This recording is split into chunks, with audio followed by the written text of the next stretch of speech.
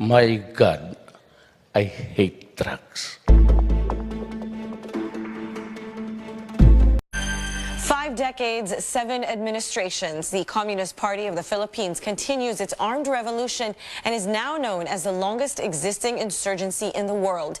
As the Duterte administration prepares for its massive campaign against the Reds, our correspondent George Cahiles visits a camp of CPP's armed wing, New People's Army in Bicol, to find out their plans in the coming months. It took us hours to reach this area in Bicol. Poverty is highly evident with unfinished road projects along the way. Somewhere in the mountainside, a New People's Army lair. The guerrilla fighters invited the media to their camp as they prepare for the 50th anniversary of the Communist Party of the Philippines. Aside from putting up quilts and banners, they are rehearsing for their cultural performances. Locally known as Bagong Hukbong Bayan, the NPA members in this area is a mix of young and old, men and women. They sing,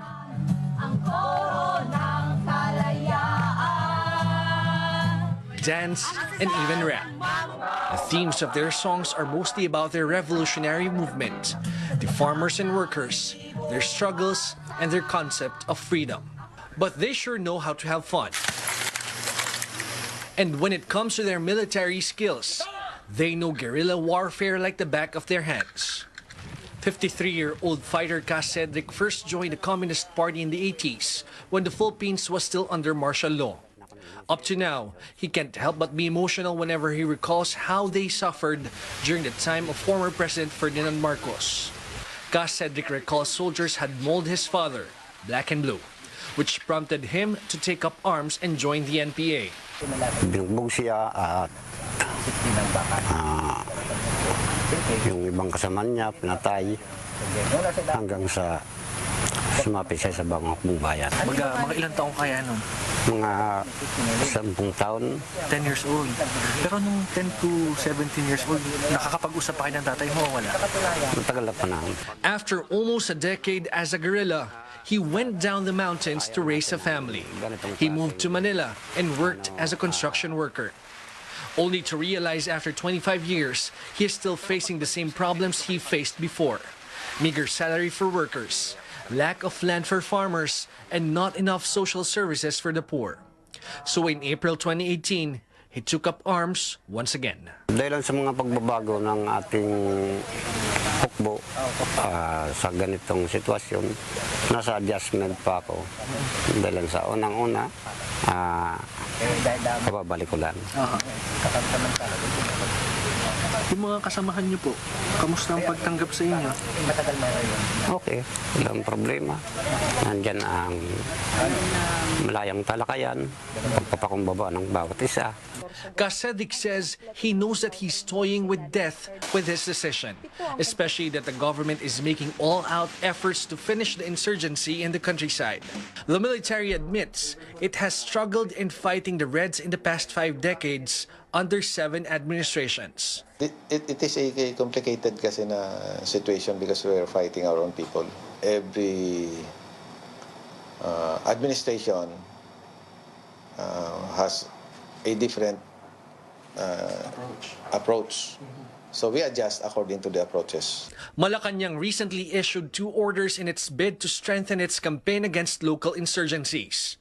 Memorandum Order 32, which orders the police and military to increase their forces in Bicol, Samar, and Negros areas. And Executive Order Number 70, which creates a national task force with the president on top of the efforts to finish off the NPA through the whole-of-nation approach. In Bicol, a company of Police Special Action Force was deployed and 2 army battalions are returning to the area in response to Memorandum Order 32. Based on military estimates, there are still more than 3,700 NPA guerrillas all over the country. But the NPA meanwhile claims it has around 110 guerrilla fronts, each with 60 to 100 fighters. For the NPA, it's ironic that the government claims the number of guerrilla fighters is dwindling while sending more forces to fight them. Sinasabi nila na mahina na yung Bagong Hukbong Bayan, pero nagkukumahog sila na magdagdag ng pwersa dahil kaakibat ito ng deklarasyon ng 32, kumbaga de facto martial law, mas masiigting yung mga atake ng militar. It is not the military alone who will solve the problem. We deal with the armed group. That's a given. Pero yung other aspects of counterinsurgency, like delivery of government services, education, socio-economic, may mga particular branches of government tayo na mag-a-address talaga dyan. While the government insists that the decades-long armed revolution has caused economic slowdown, the NPA pinpoints the government's alleged inaction to address widespread poverty. As of now, Bicol remains the poorest region in Luzon and continues to bear the highest inflation rate in the country in the past months. As the Communist Party of the Philippines celebrates its 50th year, the government is determined to finish off the longest-running armed revolution in the world. Now the question is, will the government be successful with its plans, or the Communist Party of the Philippines will survive the Duterte administration? From Bicol Region, George Cahiles, CNN Philippines. Catch the second part of this special report tomorrow. From our top stories here in the country to headlines across the globe, a Christmas Day tragedy in China. 5 people were killed after a hijacked bus drove into pedestrians in the southeastern Chinese city of Longyan in Fujian province. Police have detained a man with a knife at the scene and are currently investigating the incident. 21 others were injured in the attack, which took place at 3:20 p.m. local time Tuesday. No motive has been given by authorities at this time. Another child dies in the custody of the U.S. Customs and Border Protection. According to the U.S. CBP, an 8-year-old Guatemalan boy died at a hospital in New Mexico on Christmas Day. The boy was detained with his father. On Monday, a border agent noticed the child was ill. He was taken to the hospital but was released after medical staff found he had a fever. Later that evening, they say the boy became even more sick and was taken back to the hospital, where he died. We still do not know the official cause of death. The child is the second Guatemalan child to die in U.S. Border Patrol custody this month. And 2 world leaders delivered messages of love on Christmas Day. Pope Francis called for peace in Syria and fraternity among individuals of every nation and culture in his Christmas message.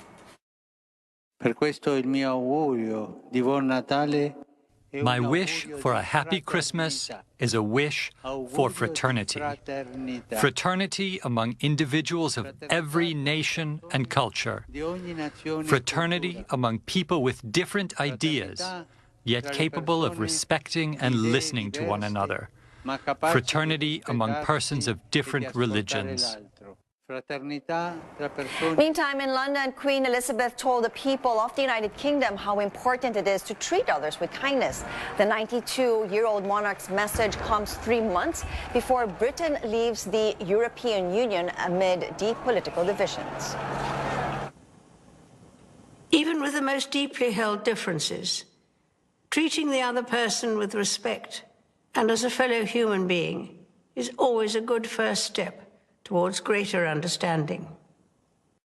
The Optical Media Board has begun randomly inspecting cinemas against illegal camcording of Metro Manila Film Festival entries. Our Caroline Bonkin tells us about the regulatory board's efforts to combat piracy.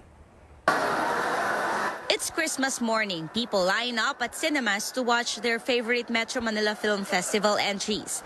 And as the box office lines get longer, men in blue and in civilian clothes from the Optical Media Board walk into cinemas.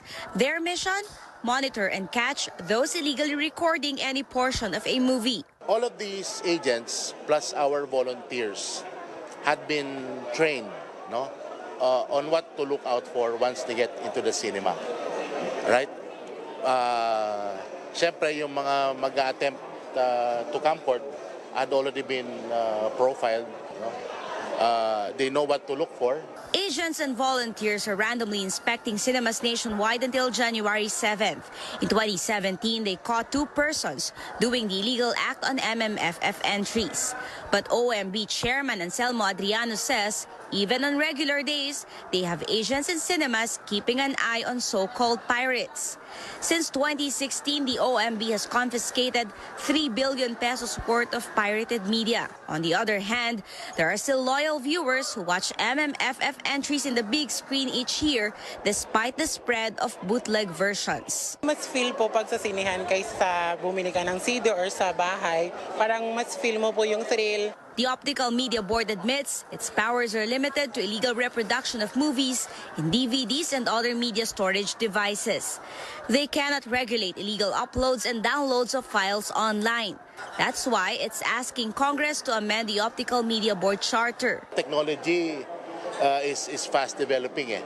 We don't want to get caught in that situation in which lagi na lang tayo naghahabol dun sa advancement sa technology.